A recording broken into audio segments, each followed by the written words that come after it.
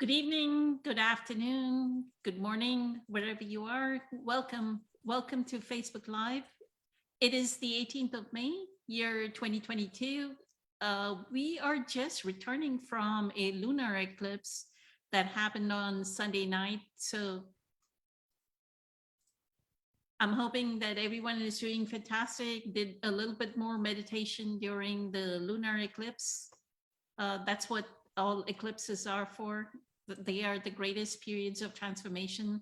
So if you want to assist your spiritual practice, then that's the perfect time, like when an eclipse is going through, to increase, intensify your presence practice, to use the planetary arrangement at that period of time to enhance your spiritual practice.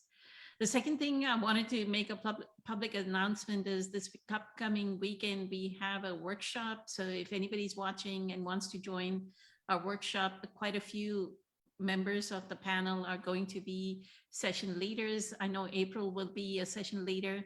Kelly will be a session leader. So we are looking forward with exalted joy at offering this workshop that we offer like every few months within this Facebook community, to assist everyone in their spiritual practice. So hopefully everyone enjoys the workshop. The ones that are attending, we are super grateful that you all have signed up, and everyone that is going to sign up. Hopefully some more people sign up. We've had quite a few people sign up this week. So between last week and this week, the attendance has grown. So looking forward to it. I want to welcome our panel. We have April here, who is part of our Facebook live Q&A panel member. She's been with us for more than a year and a half, and she's a psychic. She has been working on quite a few modalities of healing, Reiki, massage therapy, etc. So you are more than welcome to contact April, see if you'll want one-on-one sessions. Then we also have Kelly, and I don't know if his partner Kelly is going to be here. Maybe. Okay. Kelly is possibly. Great. Fantastic. And Kelly are going to kick off our workshop session with their teaching.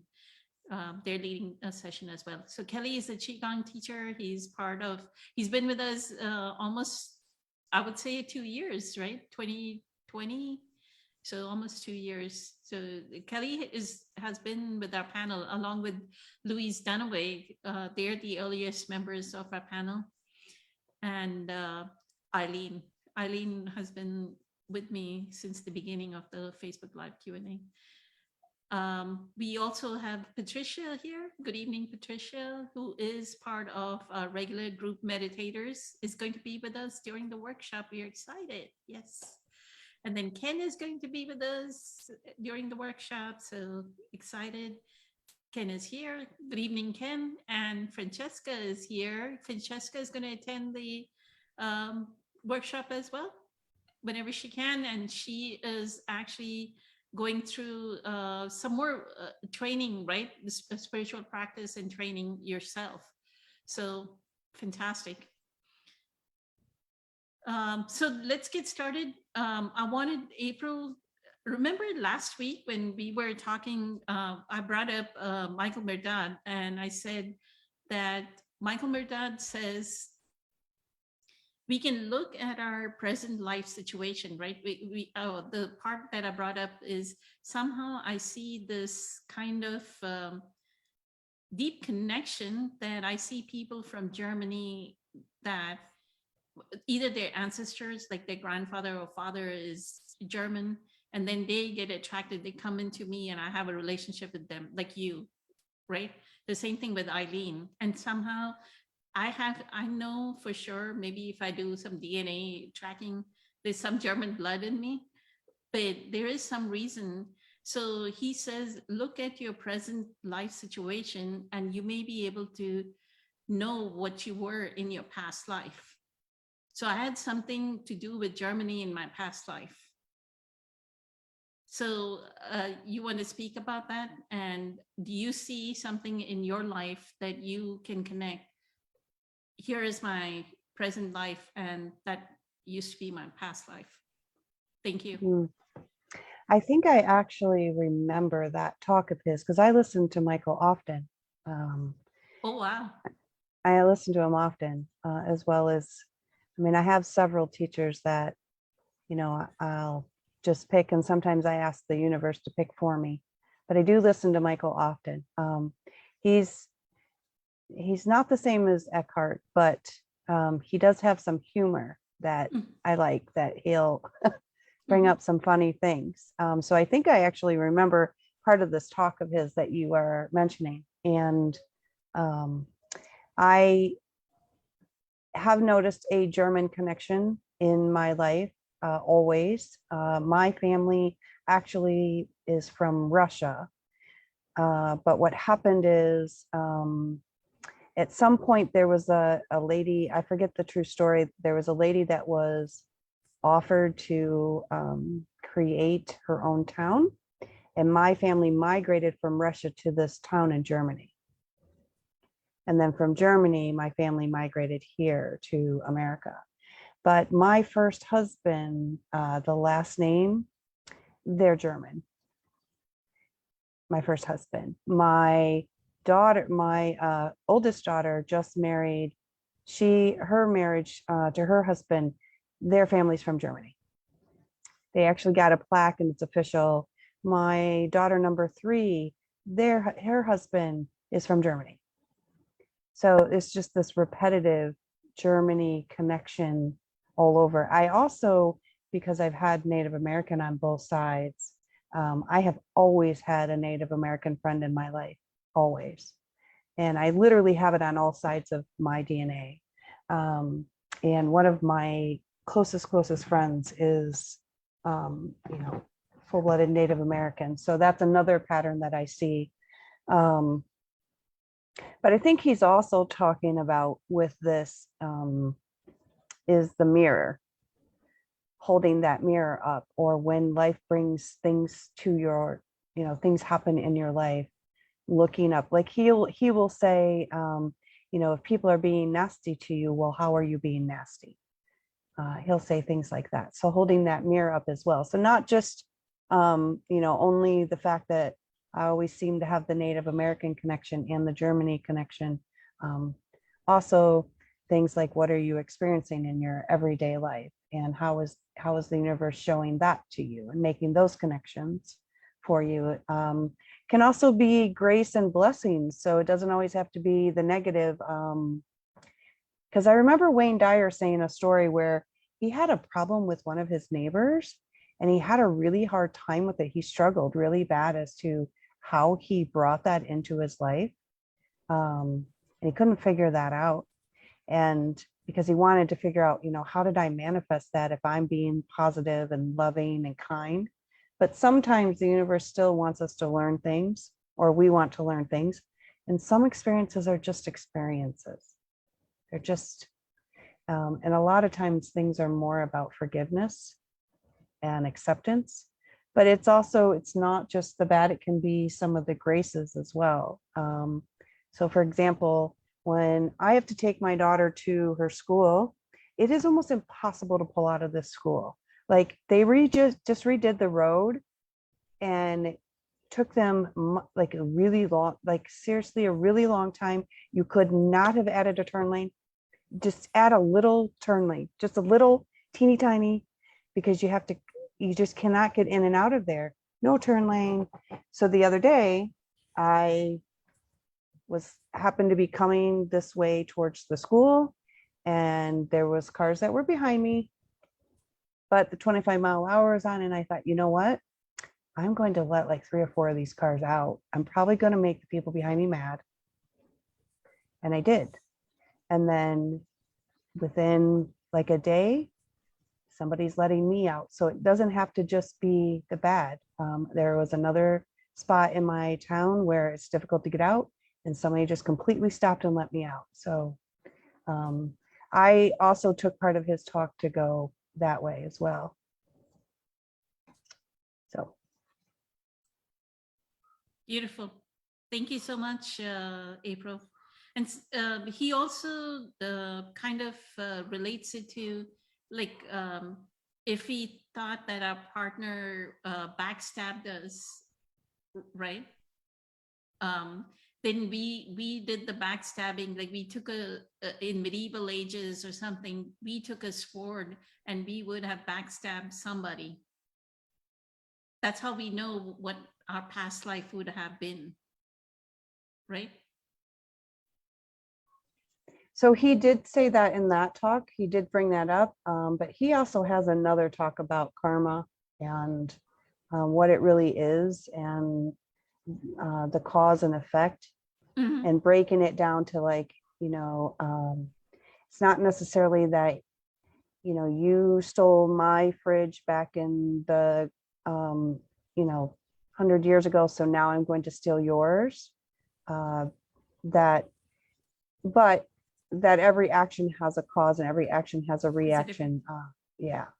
So, And it's fundamental law, right? yeah. Cause and effect is fundamental law. The karmic law is very fundamental. Like, Right. and Abraham Hicks would actually call it the law of attraction, because our vibrational frequency is attracting. Right. Yeah. And he was, so one of the things that, so I'll just make up an example, like, like I stole your fridge 200 years ago. That doesn't mean that in this lifetime, you have to come in and you have to steal my fridge. Like you have to declare that karma, because really we can just forgive we can forgive spiritually, go into the spiritual plane and forgive, and we can delete a lot of karma that way, what we call karma. But it could also just be that in this lifetime, I end up giving a fridge. I end up giving one of those away, Okay, right? perfect. So it doesn't have to be tit for tat. Yep. Perfect. Thank you. Incredible. Thank you so much. So Kelly, and to Kelly, I would say, since he talks so much about government and policies and all that, I feel that maybe somewhere in ancient times, his family was rulers or in the government being advisors or something. So in this lifetime, they're that way. So Kelly, take it away. That's what we are kind of saying. What are we manifesting right now? And that could potentially relate to what we may be in past life. So maybe you had some connection with Buddhism and Zen in a past life that it is so real for you in this life. Even as a kid, you were attracted to it. I've always been attracted to things spiritual.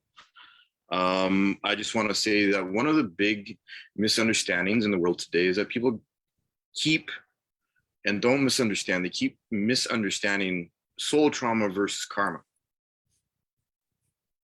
Soul trauma is what is embedded in our energy field from past lives. And karma is how we use our awareness to heal and or interact with reality and our heart and our soul level energy and information. I grew up remembering and playing in the information of my past lives.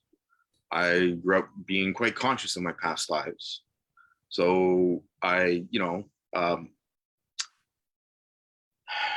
it's interesting because a lot of people get lost in the information because, I know past lives is sort of like one of those exciting topics of discovering a new aspect of ourselves that we never, quite sort of like clued into.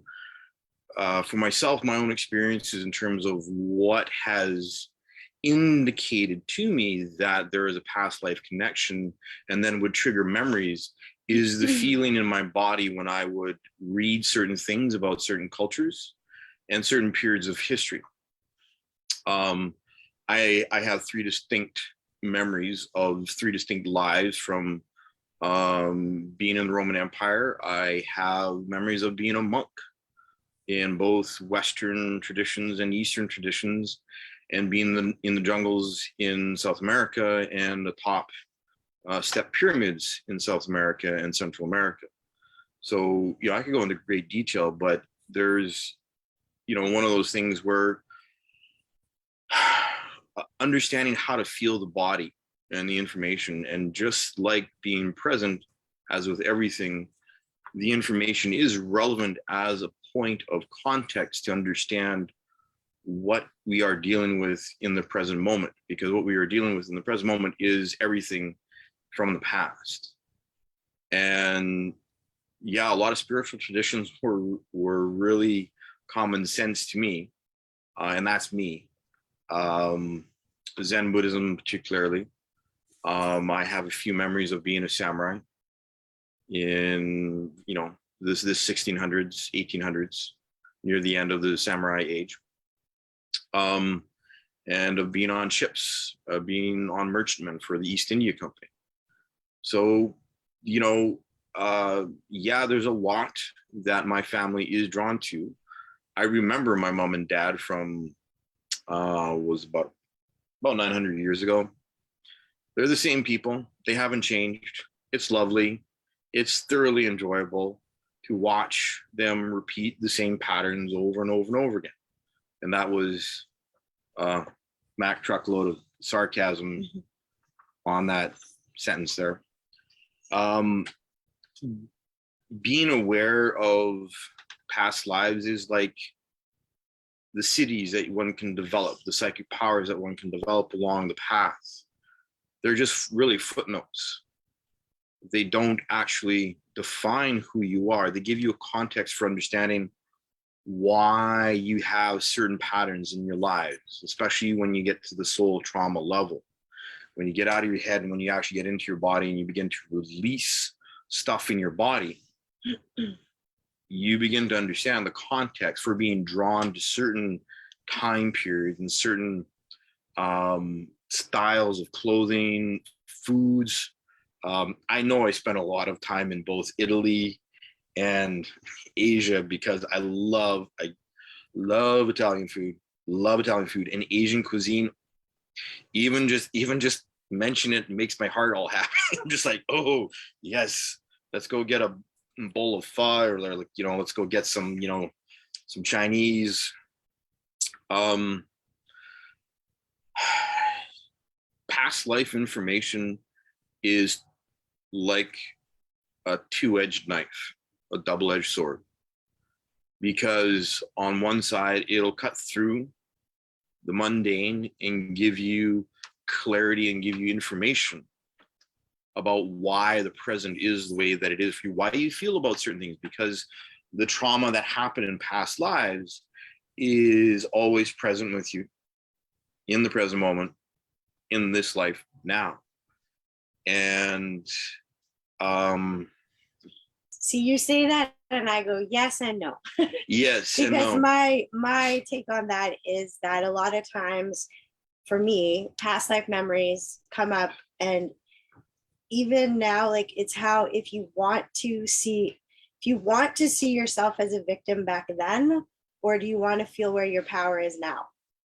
Because your past lives can drag you back into that, like, oh no, like, yep, this has happened before, but it's everything's here in the present to feel it and then to be able to heal it. Because when you heal it right now, you're healing yourself going into the future, and you're healing everything that's past, any lifetime, any timeline, including right now.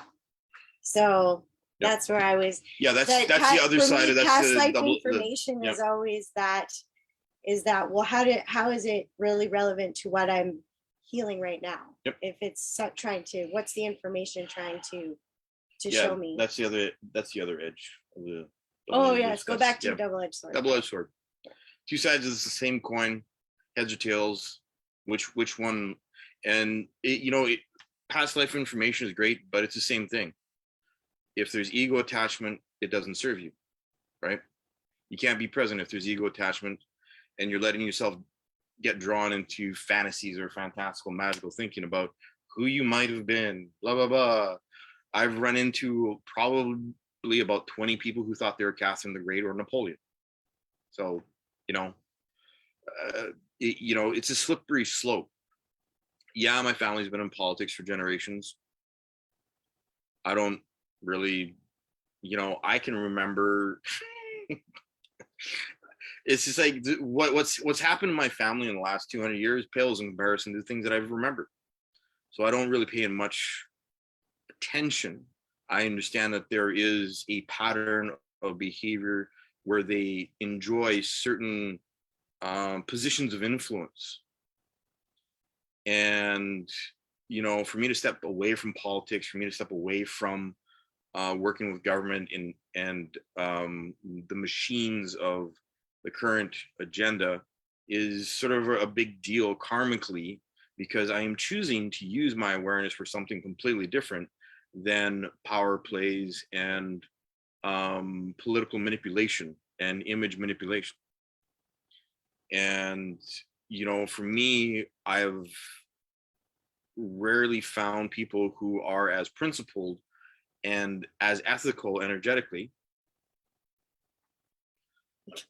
And it's wonderful to be able to sit with people who are actually looking for ways to express and refine their awareness to understand these depths of reality. Because when we understand the depths of our own personal reality, when we sit with ourselves, all of the information that we ever need is within us. Is about being present. It's like people thinking that God or the divine is outside of us, or that the Akashic records, if you want to get sort of a little bit more new agey, is outside of us. It's like, no, all the information, the vibration, the frequency, everything, your original chi before you were born is with you. Everything, the energy from all of your past lives is present in your heart right now, this very moment. You don't need to go and look. Going and looking into past lives and those feelings is important because it will give you a point of reference. It will help refine your ability to feel connection to yourself. So in that respect, it's very interesting to investigate and explore past lives. But, you know, in Qigong, your original Qi that you were, or in Zen Buddhism, what was your original face before you were born? Same thing. Original Qi, original face, same thing. The energy that you have within you, that your foundation of who you are, vibration and frequency, is within you. And what you are born into, the family. So sort of like remembering, yeah, I remember those two. I remember those two from 900 years ago. Same people. All right. You know, it helps understand some of the quote unquote stuck areas in our lives, because sometimes those stuck areas are not actually stuck. They're just people or events or situations that are reminders and that actually do not require your interaction or your engagement. You don't even have to be present with an event to heal anything that is within you, because everything is within you. And this is why being present with yourself is so important, because when you are present with yourself and you can go inside, then all the magical thinking disappears. Because when you learn how to feel your heart and your heart space, and both sides of the coin, like the quote unquote good and bad, the interactions of karma, and actually getting down to the soul level of the constructs and the belief systems, the limited belief systems that have impacted your soul and that have caused trauma that is carried forth into the present, is where you want to understand your connection to yourself. Is if you go into past lives and information about past lives, then be ready to have everything in your present moment just reflected back at you, and to watch out for the magical thinking. As I said, in this life alone, I met 20, Catherine the Greats and 20 Napoleons, right? Does Kelly have anything? Kelly, with the IE, have anything else? No, I think I'm good. I agree. There's a lot of that April said that I agreed with her on, about, especially about karma too, where it's not always tit for tat. Like if you remember something from a past life, it doesn't mean it needs to be repeated this time. Or it could be, like you said, it's that you're giving something away. Like there can be a lot of misconceptions. So I don't really have anything to add right now. If I think of something, I'll raise my hand. Thank you. I feel, the reason why you would want to examine it is to learn the information quicker. Like, not wait for a lesson to happen to learn that I have anger within me, right? Not wait for another challenge to happen to learn forgiveness. If I already know that I need to learn the lesson, so why did my soul take birth in this lifetime? If I know from my past life that this is what happened to me, then I already make the right choices in this present moment. Just like Kelly with the IE said, right? That in this present moment, I have the choice to do the right thing if I know the information about my past life. Yep. Right? Instead of repeating that resentment or repeating that grievance. I don't know which one of the talks of Michael Middad, he said that even Hitler was, and I don't know how true this is, that at some point in time, he actually was an emperor that owned slaves, the Jewish people as slaves. And that lifetime, when he took birth, when he actually waged war against them, he had the choice to actually correct it, right? And he did not. So that is the example that I want to use, is we get the same scenario plays out, or similar scenario plays out, and we have the choice to correct it. Well, yeah, like a small example, like a smaller example, like from my own life, me and my ex-husband, like, I mean, I remember you from a lot of past lives, but I remember him from a couple of past lives too, my ex-husband. And I remember the thought always came to me that, well, we're supposed to get it right this time. But what does that actually mean? Did it actually mean that we were supposed to stay together? So you have to be careful when you get messages, because like if you take it too literally, you can be trying to force something to happen to that's not what it means this time, but to just take the information, to feel it, and then, oh, how is this actually supposed to? Because what he and I have been able to develop in our relationships and with the relationship with our children was way better after we got divorced than when we stayed together. So I'm not telling anybody that, oh, like they get divorced, but just in my case, it was not to get fixated on that idea that of what that was supposed to look like. Because when I realized that, well, maybe it's supposed to look something different, I'm not going to force it to be something that it's not. So like you said, it can be really important to know where, some of the things come from a past life, but it's also then not to make it look like what our ego or what our mind wants it to look like, but to go, yeah, that's good information, but what does that actually mean? And sometimes it means we have to sit with that for a little while until that, it kind of comes to us, maybe what kind of action we need to take, if any, because sometimes it's not really about always making something happen. Yeah, you're absolutely right. Like, understanding your past lives does clarify the lesson that is present in our life. I mean, I know for myself, when I finally remembered my mom and dad and the context and how we were all together, 900 years ago, I went, oh my, it's like, okay, this makes so much sense now. It's like, oh, okay, could I have like known this like 10 years ago? Come on, like, it does clarify a lot of stuff and has helped me understand how to be more loving towards them, because I understand the pattern. I see the pattern, and I've let go of trying to fix or change anything, but to continue my discipline of just being present with myself and not let myself get hooked into the old pattern. So I'll let April read what I posted, so I'll comment on it. Mm-hmm. I know in a past life, this is talking about her son. Sorry, I started in the wrong spot. So this is about my son. I know in a past life, he was my father. The way he fathers me. Also, I was a slave under him because he says, I own you. So if okay.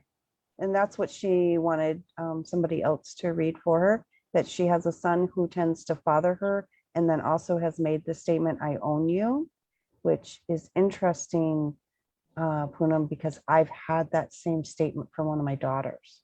Oh, wow. How incredible is that? And that's what Michael Merdad says, that if somebody says, I own you, you have to look at that. You have to look at that very closely. Because in a past life, that would have happened. Right? Yeah, I actually, because this is one of the daughters that's like, she's one that's like pushing me. And she has made several statements of, she owns me, she can control me, she can do. So I actually went and had a reading. And for me to get a reading, like you need to, you got to be strong. Like you got to be able to get through me, right?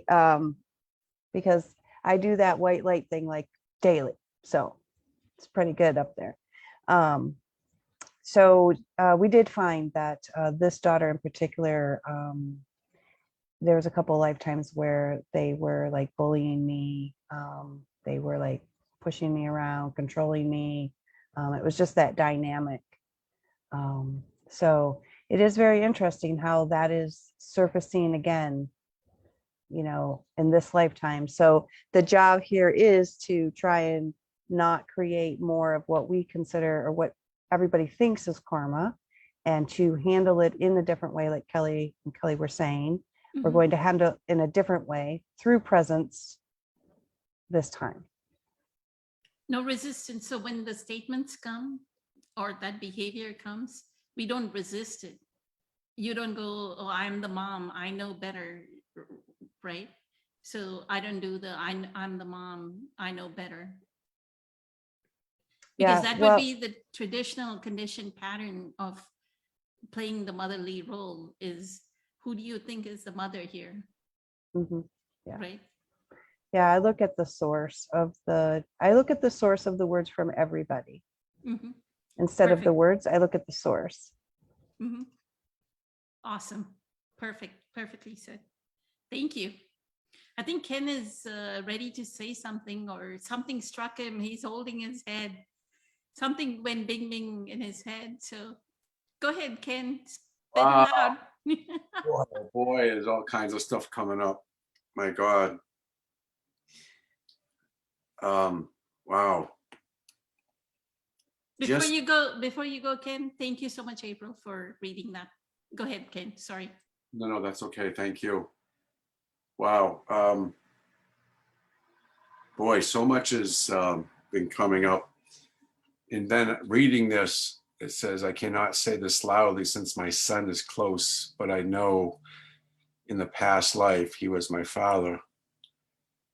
And that reminds me of knowing that in a past life, I was my mother's lover.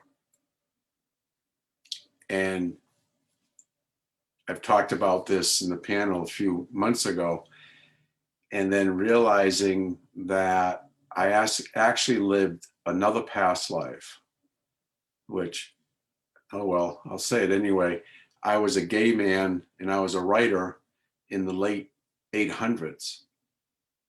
And then coming into this life, I know, because I'm very sensitive and feeling man, I was made fun of growing up. And then realizing how my mother is with my father, and I have 5 brothers, and just seeing how all my brothers, every one of them, we've picked very strong women in the sense where they kind of run the show in many ways. And I've been struggling with that. And I'm starting to come to terms with who I am, because I feel like I'm stepping out of the role and stepping into a leader role as a man. And then it's funny, but in the past month, I've been actually working with one of my sons. And 3 weeks ago, working under certain conditions, it stirred up a lot of my stuff, anger, frustration. And this is what tonight's talk is helping me so much. But this past week, about 4 or 5 days ago, I realized that I was slipping back into old behaviors. And then I said, I gotta let go and realize that this is my son's stuff. I can't go through some of the stuff that I've been seeing. And then what came up for me was how I was with my son growing up. I couldn't confront people. And that's what I'm seeing my son, because he just had a house built and he's going through it. And he's going through a lot of anguish, a lot of issues, because he has a hard time confronting people. And that's what's been driving me nuts. Why are you doing that? And then I realized that's because I was the role model for him growing up, me not confronting. And so in the past week, we're really talking about this. And then just today, he's saying, I'm so glad you brought up all that stuff that you had a hard time with, because that's exactly how I feel. So it's amazing how we role model, or what things we've been through, we're actually going to give to each generation, or to our siblings, or the people around us. And I'm really seeing how this group I've been in for almost, I guess, 9 months, and realizing how much I'm learning or mirroring by other people expressing their experiences, how they've lived, whatnot. And at first, I could see at times I'd be intimidated at certain times, because that would trigger the stuff that I didn't want to look at, I didn't want to see, and now I'm realizing I have to step into that uncomfortability. So it's just amazing that at different periods of our life, are we ready? Do we need more pain and punishment? Are we ready to surrender? And realize that there are different roles that we play around different energies, different experiences, and so on. And I can so relay in realizing that I still have a fear, because I understand a lot of stuff, but then when I go to express it, I either freeze, I hold back, I get stuck. And these are just patterns. And realizing that those are the fears, or the different things that if I want to break the curse, if I want to let go, I have to allow myself to step into the fears, step into the uncomfortability. And this is allowing me to do that. And I'm amazed once I start it, it's like exercising a muscle. I need to at least say, okay, I've had enough of the pain and punishment, the pain and the suffering. So it amazes me how once you do that, once you confront a lie, once you confront an illusion, once you really step into it, and then the downloading of information comes through, and then it's explained to you, it's expressed to you, and you realize that the universe is the teacher. You realize that there is something greater than myself, and that it's here to love us, and it's here to hold us. And then once I start to see that, then I can realize that I don't need anybody else to do that any longer. I need to do it. I need to mother myself. I need to father myself. And then really start putting the puzzle together, all the different issues that I've had issues working through. And watching Kelly and Kelly has been incredible, because I'm working through codependency. So I'm realizing that by watching Kelly and Kelly talk, they're inspiring me. They're showing me, role modeling to me that I am capable and that it's inside of me. So what I'm seeing in them is waking up those different parts of me that's been asleep or in denial. So it's amazing. And then I'm watching everybody here is a teacher for me. And then realizing that those different sub-personalities inside of me are there just different wounds inside of me that need to be healed.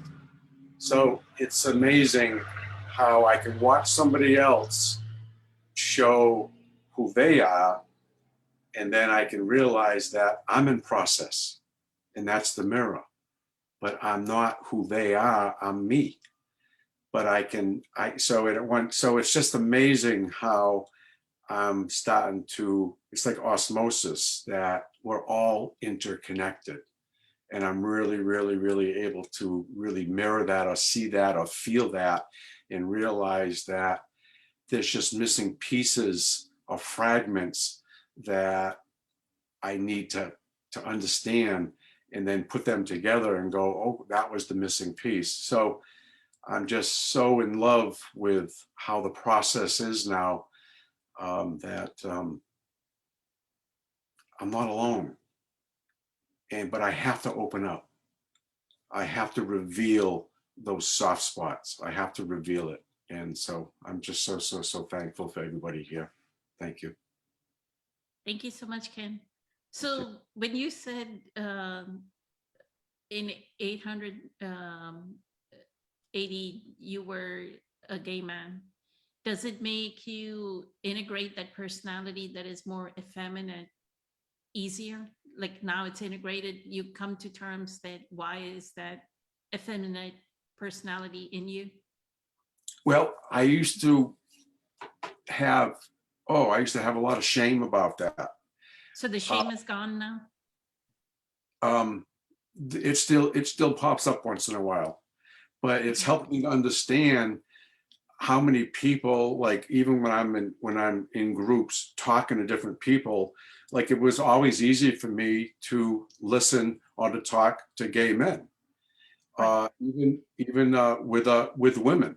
So, and then now understanding how many people are shifting and changing, it's helping me to realize how difficult it is for people because I've experienced it. And it's funny, I was just having a conversation with my son today, and we were talking about how things are changing with gay men and lesbian women, and how they want to be, how they're exposing themselves or how they're watching. And then tonight's conversation, so it's already, the universe is already, I feel like it's part of the healing process. It's part of the downloading, explaining things, or the bits and pieces that why things are changing, and how I need to love and accept people with compassion, and realizing that that is an area for me. I have still a lot of rough edges that I'm realizing I want to understand. So the whole thing is, it's me working on myself. And sometimes don't put so much effort into others. That's their stuff. That's not my stuff. So it's learning a new way. It's like a new design of life to that transformation, to just try to understand and realizing how spirit is talking to me all the time. I just need to understand the different energies and understand the different voices, the different ways of communication. And it's amazing. It's amazing when I can let go and understand, but I have to put myself out there. Then you said that all your brothers married strong women. So was your mom not a strong woman? My mother was very strong, but she had a lot of ways about her that So they married their mother. oh yeah, big time. So all of you married your mother. That, in my opinion, some of my brothers would say you're nuts, but I would say absolutely. Okay. So that's where, you know, that psychic connection, you have to see where in a past life that they could be an energetic connection with that type of personality. That it was not healed, that it was not healed.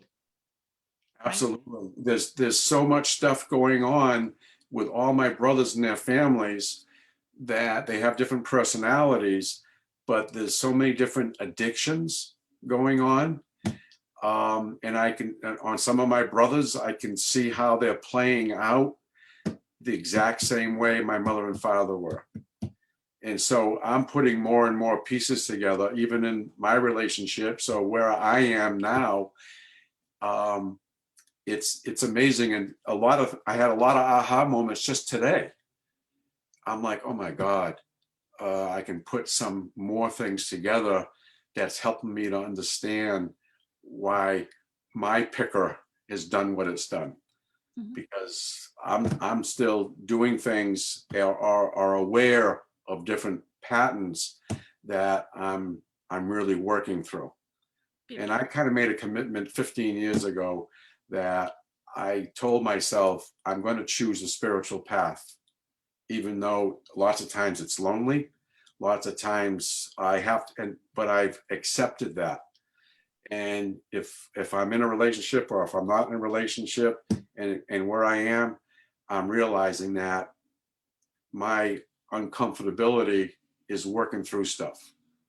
And sometimes I have to wait a while, and all of a sudden, and I feel like it's happening now, that a lot of stuff that I went through that was really uncomfortable, but stick with it.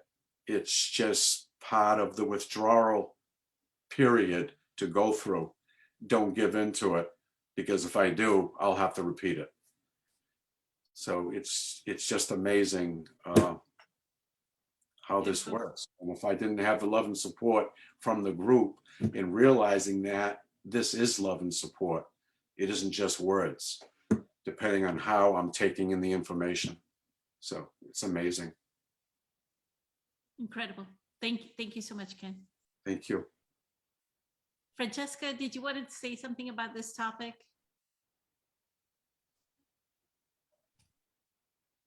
Thank you. Sure. Thank you. Thank you. Wow, what a big topic. Past life, karma. Ken, you made me think of a story, something that happened today, so I'm still processing it. I had an unexpected experience as I was walking back home from my medical appointment. I wasn't thinking about, my practice or anything. I was just, kind of joyfully walking back home thinking, God, I'm exhausted. I shouldn't have booked 2 appointments in the same day.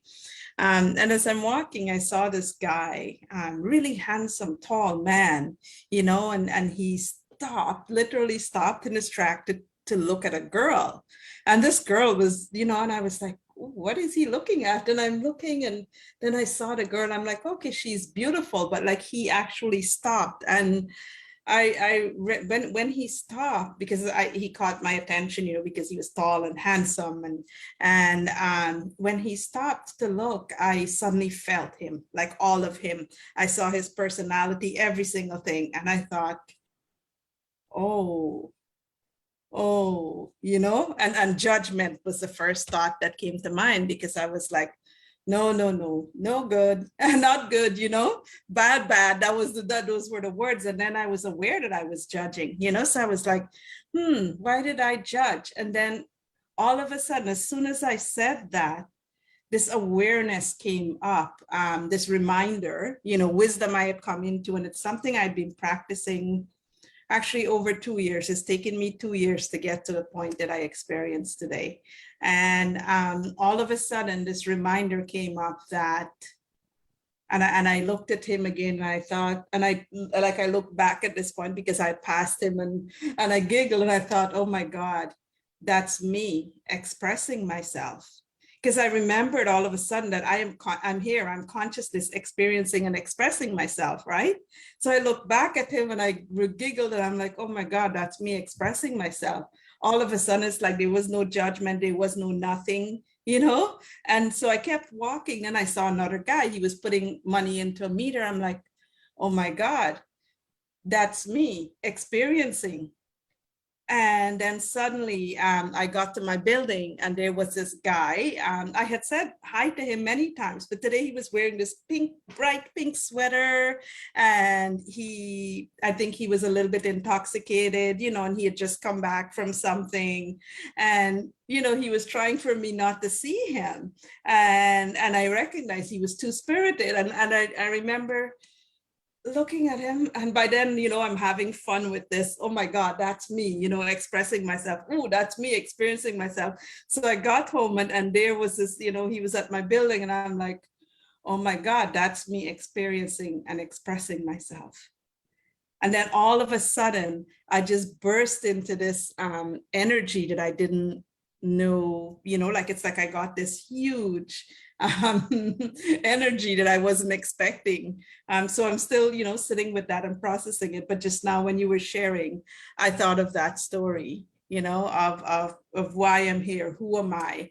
You know, and it's so interesting that the topic of karma, it keeps coming up because I'm going to read something. It's very brief, like a couple sentences that I wrote a few days ago. And I wrote that karma, I started by saying karma is misunderstood, but not obviously not by everybody. You guys really understand it. I said it is a law of cause and effect and has little to do with punishment as a result of past lifetimes. So interestingly, past lifetimes, you know, is coming up now as well, right? It's about the ancestral energetic imprints we awaken through lifestyle choices and upbringing, which is in this lifetime, right? As we grow. And, you know, and then I put a little ... genes that become turned on based on our vibration. You know, these are notes that I put in because it goes into my book. I'm writing a book at the moment. And, you know, as I hear, you know, all of the discussions today around karma, past lifetime and so forth, what I've learned from my own experience, you know, in this journey, the last, you know, 8 years, still on the journey, is for my own healing and from all of the healing work that I've done on myself, I've never really had to go back into my past life to look at anything. So it's not like I have to go back and have a past life regression or anything like that. Everything that I need is already here in this lifetime. All the experiences that I need to heal is all right here now in this lifetime. It's happening to me. So if it's something from the past, there is somebody in this lifetime that's reflecting it, and it's an opportunity for me to, you know, everybody spoke about mirrors, and I love that word mirrors because it's an opportunity for me to reflect when it happens to me here in this lifetime. Ooh, you know, why am I feeling triggered if I became triggered from something, right? And what is this here to teach me? You know, and you know, where in even, you know, I go deep, even where in my physical body am I feeling this and so forth. And I start to ask those inner inquiry questions, right? And through that process, you know, and I even reflect on the person, like, what is it about this person that's causing them, you know, to show up this way? You know, what is it about me that's causing the person to show up this way? You know, today when I went to the lab and, you know, they were doing my blood work, the technician, sorry, I almost forgot what they're called. The technician said to me, she's like, oh my God, like you're so kind and like gentle. And like, I'm like, oh, thank you so much. You know, and I looked at her, I said, you know, I'm a reflection of you. And she looks at me all confused. She's like, what do you mean? I'm like, well, you know, the kindness and the gentleness and everything that you're seeing in me, it's actually you too. And she, you know, burst into this big smile. She's like, yes, yes, there's a sign behind me. And she shows me the sign, you know, she's like, yeah, the saying says kindness is contagious. I'm like, exactly. So whatever you're seeing in me, it's also in you, right? So I've heard, because I had somebody did a reading for me in relation to past life. And my history is quite interesting because I found out I'm mixed with every single race on the planet.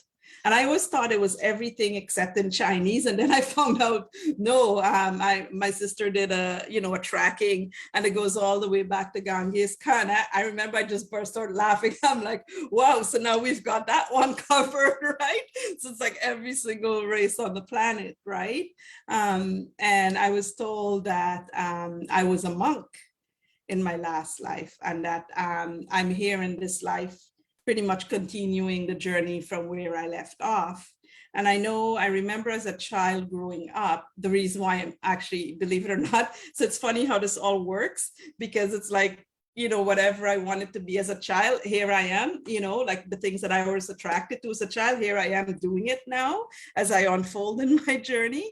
As a child, I was always attracted to Kung Fu movies, like Temple, I even took Kung Fu years ago at one point. I mean, I wasn't disciplined, or, I didn't attend all the classes or anything, so don't get me wrong, I'm no Kung Fu anything, but, it was things that all the movies, I would sit and watch, and it was all in relation to martial arts.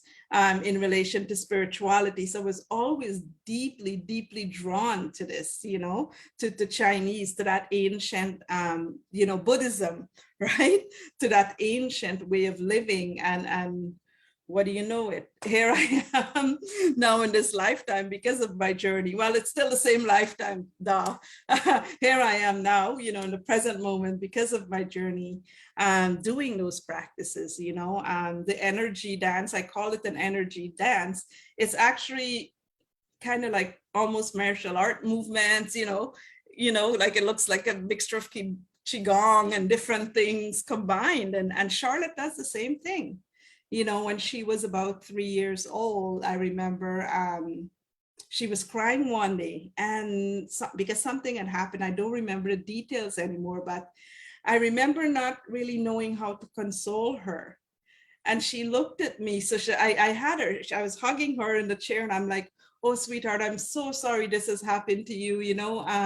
I don't know what I could tell you or what to do, and I'm giving her kisses, and hugging her. She said, and she looked up to me in the eyes, like she looks me in the face, like really surprised, like, Mama, don't you remember? And I said, no, what am I supposed to remember? And this was like the first year of my journey. So I didn't even know what the word manifestation was. I had to look it up. So, and she looked at me, she's like, oh, you could do what I used to do when you were a baby. And I'm like, whoa, so I knew she said something really, really deep. And I knew that she's telling me, oh my God, she was my mom, but for me, because I was still new in the journey, that's as far as that landed back then. I was like, oh my God, I'm like, what did you do with me when I was a baby? She's like, oh, I used to hold you like this. So she shows me her arm, pick me up, and she's like, and then I would rock you. I'm like, oh, okay, can we try it now? And so I did the same thing, right? And she's like, see, it feels better and I feel good. I'm like, okay. So, that's literally what I just wanted to share. It's, the stories and yeah, in terms of my own healing journey, I've discovered that everything that I need to heal shows up here in the now, in this lifetime, and anything that's come up, that I can't find, and I sit with it. And that might mean, sitting with it a day or two, or sometimes weeks, that thing that happened today, it took me, well over 2 years to practice without the paranoia of, man, my God, the ego mind is the master creator. It will create every single, the paranoia of thinking, oh my God, what if I said, I am that, I am, and it's somebody that's maybe homeless, which I was at one point, by the way, so that's the interesting part. But what if I say that and then that happens to me again? So, the different phases of fear and things that come up when we, and so today was the first time I ever experienced, without judgment and without that fear and without that paranoia, really experiencing myself and being okay and realizing, you know, that, oh my God, that is me experiencing myself. Oh my God, that is me expressing myself. Because in the higher realms, there is no separation, right? So yeah, that's all I wanted to share. Thank you. Thank you so much, Francesca. So, one of the releases that I wanted people to have from this relationship between the past life and this life is how much ever we say that all we need to do is look at ourselves in this present moment, there are a lot of people that do not understand the relationship of that karmic memory from the past life that exists in this present moment. And then they're so resentful and the grievance that now they have a PTSD and they're suffering and major suffering, huge, heavy pain body, right? Like, it may be just like I gave the example to April, right? If you want to, how many people get so have such a heavy pain body about their husband or wife leaving them, right? They backstab me. But we don't realize if he knew in a past life in medieval ages that I actually took a sword and I backstabbed somebody, right? Then that makes sense that my soul came in this lifetime to learn that lesson. What does it feel like emotionally to be backstabbed? So for myself, Poonam, yeah, that's an excellent question and a great reflection, because what I've learned from my own reflections, I call it the Cali Necklace. For those of you who are familiar with Kali Ma, she's one of the Indian goddess, right? And if you notice on her necklace, all of the faces are the same. And basically what that represents is the fact that we are all of these things here in this lifetime now. It's not that we backstab somebody in the past lifetime. It's because we're doing it now. We're just not understanding how we're doing it, because we've been conditioned by our very own egoic state of mind, our very own pain bodies, schools, external. There's so much conditioning that's packed in there. We've been conditioned, to serve our own suffering without realizing that's what we're doing. And so it's only from myself, I found it's only through meditation and deep self-examination that we get to discover, I call it all the faces of the ego, right? Like in the Kali's necklace, right?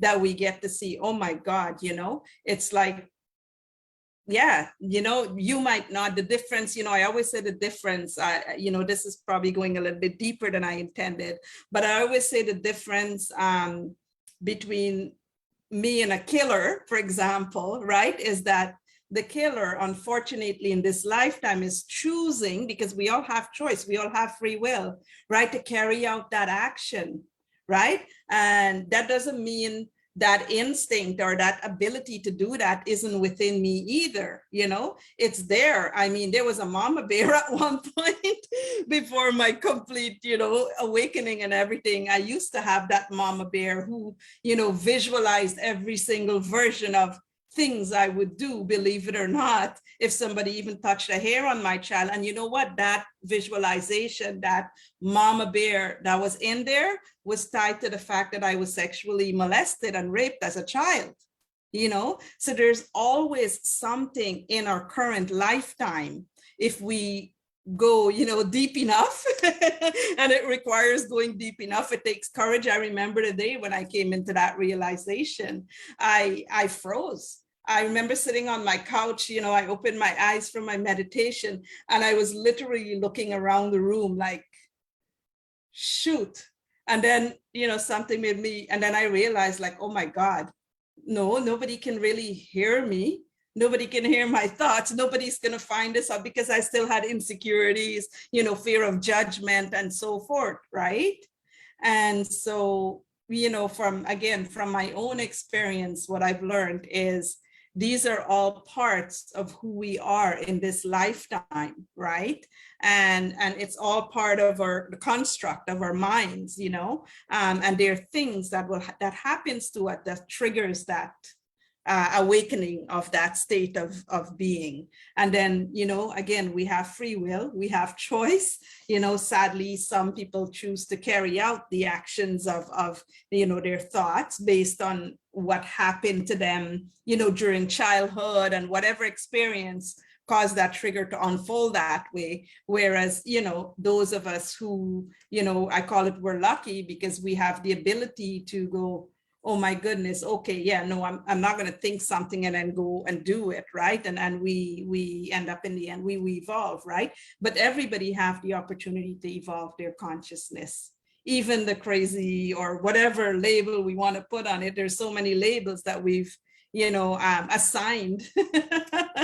So even more stuff to dissolve, right? So whatever label we want to put on that, you know, everybody have the opportunity to heal, to awaken, to evolve. And that's, yeah, my share. Thank you. Beautiful. Thank you, Francesca. It's incidents of those types, Francesca, where if he got raped, if he got molested, right? Maybe some type of that kind of activity we've done in our past life. And so our soul chose that lesson in this lifetime. So how much peace does it give us instead of blaming another person? The forgiveness comes immediately, that, hey, the moment I know that my soul chose that lesson because I needed to learn that lesson in this lifetime, then forgiveness is immediate. We don't have to do too much to get to that state of forgiveness. Instead of holding it like a pain body and having this resentment and grievance, this strong anger towards the person that did that kind of violation, right? And being angry, some women go, I hate all men, or some men go, I hate all women, right? And from then on, they're hating and hating and hating, and it's growing larger and larger. And now they're becoming members of groups where they're hating, right? They're participating. Look at what's happening with the world. Instead of that, if we come to forgiveness from that understanding, right? Yeah, That it was perfectly, that perfectly unfolded. Each present moment, past present moment of this lifetime unfolded exactly the way it should, because that's what our soul chose as lessons from all our past lives. Absolutely. I remember, you know, for myself, I came into forgiveness. It's interesting you said that, because my first company's name is Brothers in Arms Building Better Lives. And I started building my company when I moved into the homeless shelter. That was 8 years ago. In 2014, I had to run from my past partnership, right? It wasn't working. And so I moved into the shelter with my daughter. And I remember when, you know, the day that I came into the first level of my purpose, when I came into the realization of it. And I was sitting in therapy, and they were talking about, you know, the cycle of abuse and so forth. And I remember the therapist go, but we have to keep this a secret, because only us women know about this, and we can't tell the men, because then they'll use it on us. And I'm thinking, and I remember, because I have a corporate background, I'm an analyst, as a data person, I'm listening to this, and I remember saying, but if we don't tell them, how are they going to know? You know, isn't it up to us to teach, you know? And I remember later on that evening, I went into my apartment, and then all of a sudden, you know, I was, you know, by 3 o'clock in the morning, I was writing like crazy, because it ended up coming to me that I'm supposed to create a program for men, a free program for men, a healing program.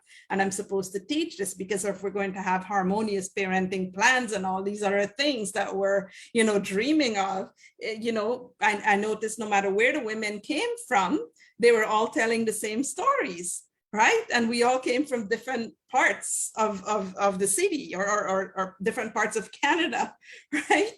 And so I remember the first thing I said, I started laughing because my apartment was glowing and I was writing. I didn't want to forget anything, that was, it's my first channeling. I didn't know that's what it was called at the time. And I remember I was laughing and I said, is this a joke? I'm like, universe, you want me? I'm sitting here because at that time in my state of mind, it was men. Men was the reason I was in this homeless shelter, and here you are, God, asking me to create a free program for men. Like, oh my God, how am I supposed to do that? That was my first question. I said, you know what? I'm going to have to figure out a way for me to do this, because you're showing me and you're saying this is my life's purpose.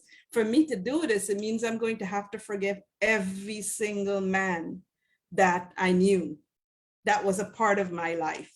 And I remember as I was saying that, I was thinking of, the people who molested me and things like that. And I said, I'm like, oh God, I have no idea where to start. You're going to have to show me. Please show me, right? And interestingly, within 3-4 days of that happening, a friend called me up and said, oh, Francesca, I was walking in the park. So this is funny, his story. He's like, I was walking in the park and I bumped into this movie producer. His name is Batiste Pap, and he created this movie called The Power of the Heart. And I was telling him about your story, and he's invited you for free because he knows you're living in the shelter to watch the premiere of this movie, which he's hosting here in Vancouver, for you to come as his guest. I'm like, oh, okay. And he's like, I really recommend, going and watching this movie. I think it will benefit you. And I remember, I missed a part. I had told the universe that night, I'm like, okay, you're going to have me, if this is my life's purpose, I will do it, but you're going to have to teach me how to forgive all these men that I know. And please send me the biggest possible sign you could, so that I know for sure this is what I'm supposed to do, because I'm going to have to tell my parents, my family, that here I am leaving the shelter, walking away from my corporate career to go create something for free. They're going to, give me all kinds of lectures and all of this stuff, right? And so, yeah, there was this movie offering to go and watch this movie, The Power of the Heart. And let me tell you, there was no sign bigger than the power of the heart. When I saw, by the time I got to Immaculate's story, I knew for sure, okay, this is what I'm supposed to do. And that was how Brothers in Arms Building Better Lives was created. I learned in the process as I was creating that program, forgiveness beyond my, I remember when I thought about the people who did this to me when I was a child, I was bawling my eyes out for them. I could not believe it. I was on my knees on my floor, and I was literally bawling my eyes out for them because I felt so much compassion and empathy for the fact that, when I thought about what is it that happened in their lives that caused them to do this to me. And then even worse, some of them actually I knew personally. So I knew what happened in their life. And I was able to recognize that it was because of these patterns. This is why they're, expressing these behaviors. This is why this happened to me. And so I just felt guided to share that when you mentioned, forgiveness. That's how I came into forgiveness, because I understood I understood what happened. I understood what happened in every single one of those men's lives and why they did what they did.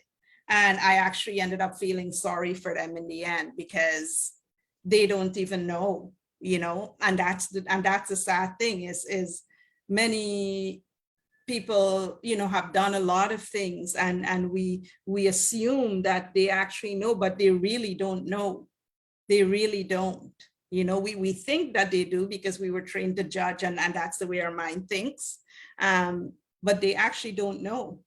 I remember sometimes I would sit and I would think, oh my God, thank God I'm not like somebody that works in the court, like a judge or something, because man, that would be a disaster. I would have to come up with a whole new system, and it would involve healing for everybody instead of punishment, because there's so much that we don't know. that we didn't know. And so, yeah. Thank you. Thank you. I think April has to leave. Thank you so much, April. Eternally grateful. Bye. See Thank you. you. Have a good evening. Patricia, you want to say something? Thank you, Francesca. Grateful for all the insights. I don't have too many stories because this is completely brand new subject for me. I never really thought of having past lives. And I really don't know how to know what I was in my past life. So I was going to ask maybe Kelly or you, Poonam, about is there any questions that I can ask myself to see?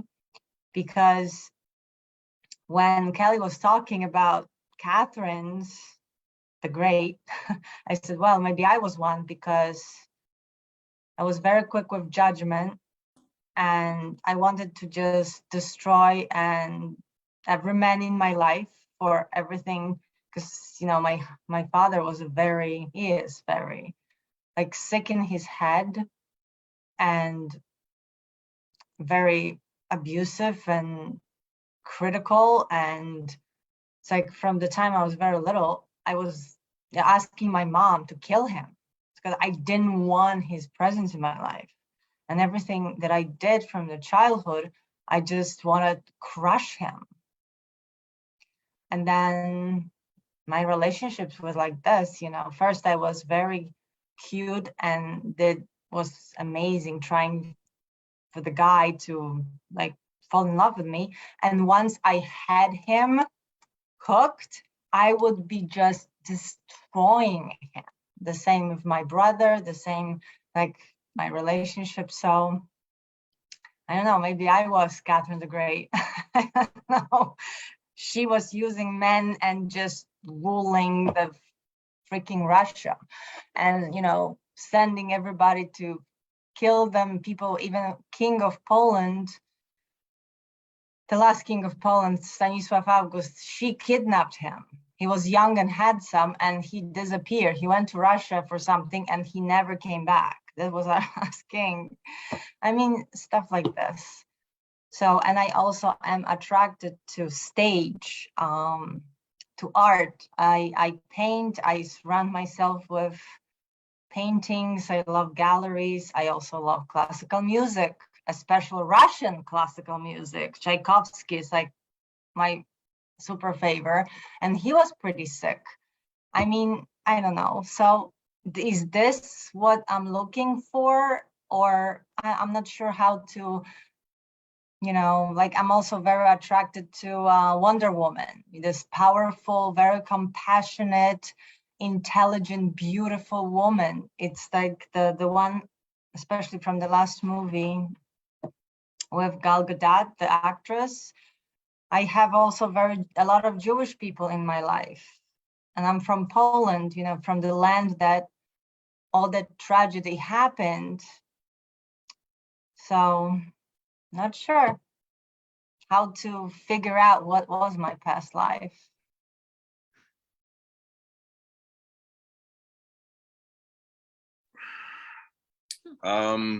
Okay. Well, that was a lot. Thank you for sharing. Yeah. Appreciate it. Do you want to? No? Okay. I think that sometimes I would just encourage you not to try too hard. Right. That I do think that if you are meant to remember something, like if you have, because I know there were little memories that I had, and I, you know, for one thing, like I have an irrational fear of crashing into the ocean in an aircraft. It's never happened to me this time, but I think it's part of something that happened to me in another life.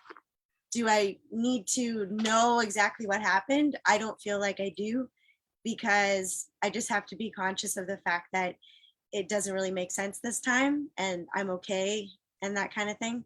So I would just say, like, don't beat yourself up if you can't remember. Like I had other little memories too about being a little girl and dancing with my dad at this big ball and everything. And I don't, but it's just a memory, and I have a certain favorite song that it'll trigger that memory, and it's just a nice memory. And sometimes I think there's just memories that come up to remind us that we're so much more than just this person, right? That there's more to me. It doesn't mean I need to remember everything about all of them sometimes, but just that I'm more than that. Like there was, maybe that memory will come up when I didn't feel that loved or something. And I can remember what it felt like to be loved in a different lifetime. And I know that was real. So I know it can be real this time too. Like that's just an example. So, but I think when you're talking about, your, what? Your dad. Yeah, your dad. Yes. Yeah. And all that, like it sounds like there's kind of maybe a pattern there for you, and whether it's also from a past life, or if you've maybe known your dad before, that you do have this thing that you can heal this time. So figuring it out now is because your power is in the present right now. So I just didn't know that it was, getting anything. I don't even know if I had past life. So that concept of past life, that was always like, new. I know that April talked about soul's contract. For some reason that makes sense more, but yeah, like being a specific character and having specific experience that you can remember in this life, that is, I'm not sure how to like tap into that potential,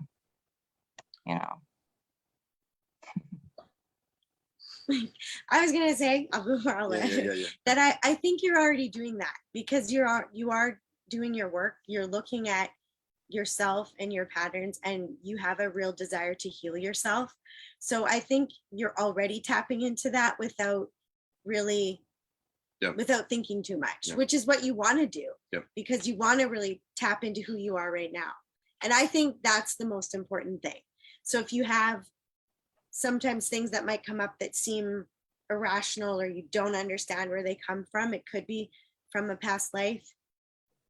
But it's more important, I feel, that to try too hard to remember, because then you're thinking too much, and just who are you right now? Who do you want to be right now? Yeah, it's like Ken was talking about, he said, that he was a writer in 1800s, and like, how? I don't know. What I would say is what you have to look at, Patricia, is if you are drawn to Russian music, right? That means there is some part of you that was somewhere from Russia, right? So denouncing, like if you get angry with people from Russia, or if you get angry with the president of Russia, then that means you're denouncing what you should be embracing. That's where the past life matters. Like the same thing with Jewish people. Like if you see so many Jewish people in your life, right? Like for me, people from Germany, right? Very dear. Now I've learned to embrace that, right? I didn't understand in the beginning, but now that I see that pattern over and over and over again, that I'd meet a boss when mother is Spanish and father is German, or father is Spanish and mother is German, something of that sort would happen, right? So you have to embrace it fully, because when we denounce it, then you're cutting yourself off from your presence, right? Just because everybody is against the president of Russia, like you like denounce Russia, and that would be cutting yourself off from your. But for me, understanding of it, maybe it was wrong, but because I grew up in Poland, and in my lifetime, Russia was so aggressive, everything from my land, from history, I just never saw it as my previous lifetime. I just saw it as something I learned within this lifetime, not to trust Russians because of the actual very present. But your spirit is being drawn to Russian music, right? So then that means some part of you is from there. right? Mm. But maybe it's just incredible and beautiful, and like half the world loves, Tchaikovsky. He's No, like the most I- famous I'm composer. positive. I'm positive there's some part of you that is part of India too, because you're drawn to Lakshmi and me, Yes, I right? am. And Very much you're drawn so. to mantras as well, right? So at some point in time, you may have been raised in. Another thing that I remember, I don't know whether Eckhart said this or who said that. So I am not able to. There are a lot of people in India that can. So I think people know that there are different languages in India, right? Leave alone the dialects. There may be 200 dialects, but they're like 40, 50 different languages. Now, my father, if he lived in this state, he would absorb that language. My brother is that way. If he lived in this state, he would absorb their language and start speaking it. I cannot. So what Eckhart or somebody said was, I am a soul that was never from that region. When you're a soul that is not from that region, you cannot speak that dialect does not come through easily. Mm. Right? And if you're saying, I can understand soul contract, where did your soul contract come from? It came from your past lives. You made that soul contract when your spirit left your body of your past life. You said in your final review, I will come back in this lifetime to live those lessons. Like that's what the meditation, when we look at things from the other perspective, right? So I'm going to learn, like I know when my spirit leaves my body, I'm going to learn what I did to my mother by leaving her and coming to the US, right?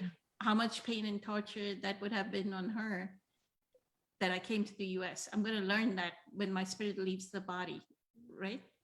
And there could be a potential that somebody would leave, somebody that near and dear to me will leave me and cause me that pain. So that's how you understand, and you're more accepting. What I feel is then you become more accepting when you start to look at and review your life from the other perspective. You kind of know if that same incident happens to you in the reverse, then you become more accepting of it. Oh, I was that way. Right? But a lot of people say, oh, I never lied in my life, but I'm going to judge every person that lied. Oh, I never backstabbed ever in my life. I'm going to judge every person that backstabbed. Oh, I never did any kind of assault or battery or molestation. But we'll do some form of molestation in the fact that we snatch things away. Like in a corporate environment, we'll take somebody else's job from them. That is a rape, that is a molestation, right?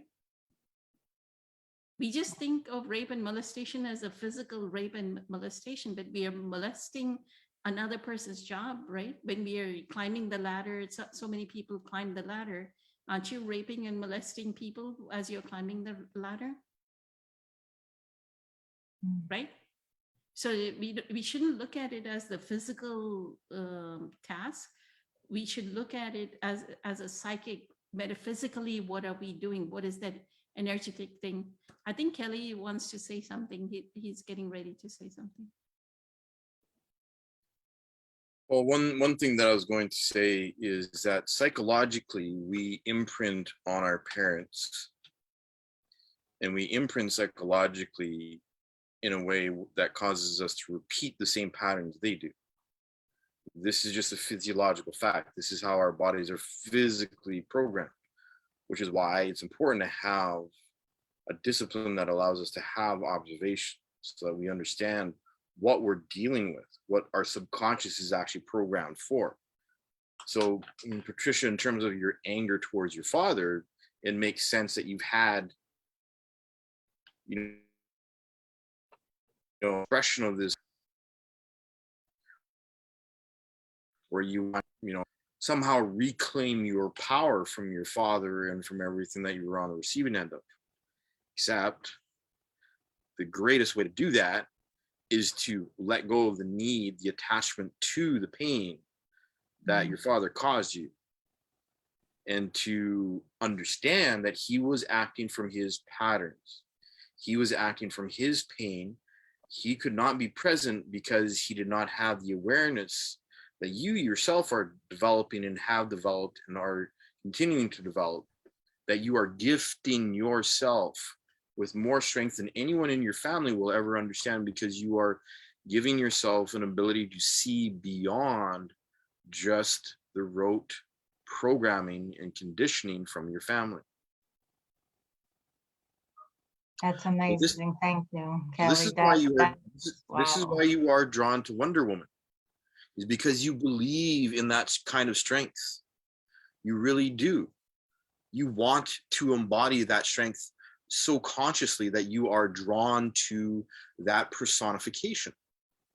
This is why we have myths and legends. This is why we have myths and legends from the past. And Maybe she was an Amazon goddess. maybe We she don't know was. that. Yeah, who knows, right? Maybe she Right? was.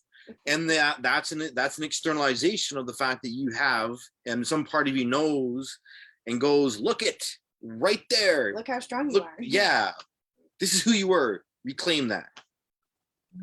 And this is true. And what I really liked about Wonder Woman is that she loved the, humans.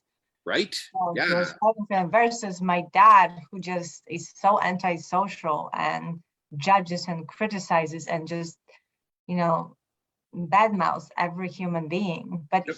he's, mentally at this point bipolar and everything. So it's through his madness. Yeah. But when I was a kid, I didn't know that he had beginnings of it. So I took Right. it as, but it didn't feel right. It's like, it didn't feel right. This mistrust and dislike of people. Mm-hmm.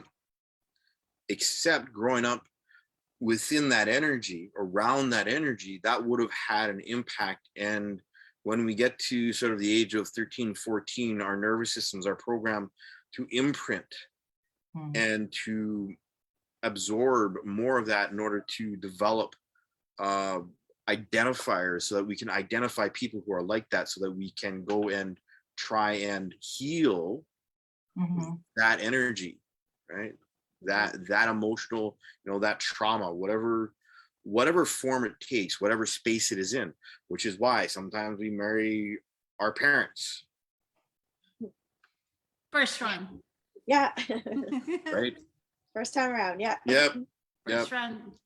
That was so insightful, Kelly and Cal. Thank you so much, guys. So you are on the right track.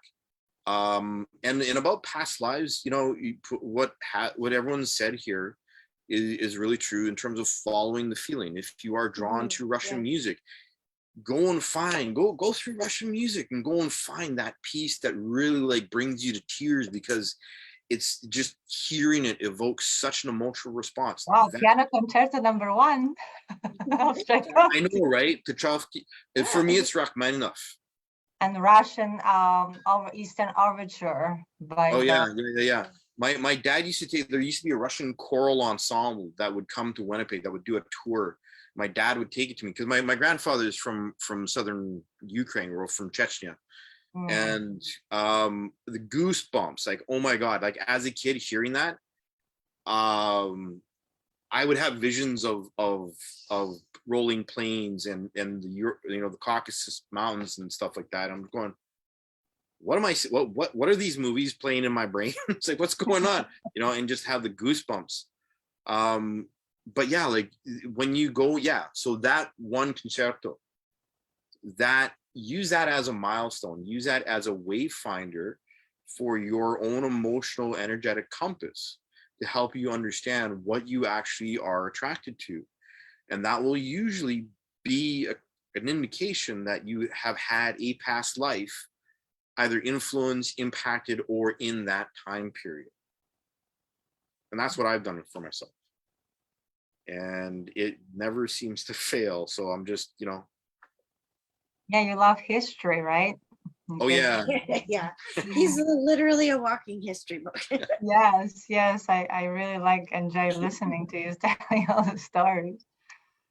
And I it was sort of like one of those things where that's what aided me in determining And then I would sit with the feeling, and I would have the images play. I would have the movies play, and the feeling, and I go deeper into the feeling, and it would trigger more memories and more. And you know, it to me that was just sort of like the natural thing to do. And I didn't understand until I was more of an adult that not everybody has that kind of experience or as deep an experience. So Yeah, it's very powerful piece. It starts so powerful just right from the beginning, from first thing he puts his fingers on the piano. It's like, yeah, you know, it's just like, yeah. so. Yeah. So And that feeling is your language for understanding your connection to yourself. Because I'm sure everyone can see you when you started talking about it, how you lit up. Yeah, you You just lit up like when you're talking about yeah, it made me That's- smile. Yeah. Yeah, thank you. Yeah, see, I also like Chopin, but that's probably part of just being Polish. We just breathe. It's being played everywhere, on every corner street, in every shop. Sure. It's just Yeah. Chopin and his piano. It's like every raindrop is just bringing this little, you know, fingers, and it's just wonderful. so your job, Patricia, is to learn not to have that emotional charge from any man that has that your dad's type of personality, and remove that emotional charge even towards your dad.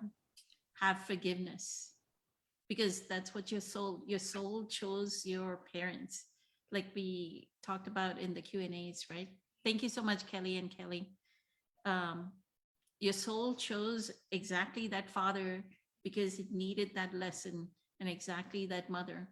Every father and mother chooses their child, and the child chooses the father and mother. There's no two ways about it. So you deliberately chose that father. Why would you denounce him? Why would you say, I don't like his criticality or his no, you love him for his antisocial behavior. He was with you because he was antisocial. He was not partying with his friends. He was not partying with the people. He was always at home. Why don't you see the good side about being antisocial? Yes, about being controlling, about eating exactly at this time. He was sitting in front of me for 2 hours until I finished every single part on my plate. I developed some stomach issues. I mean, so much.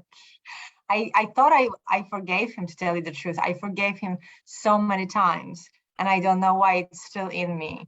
And I right charge now is have still a there.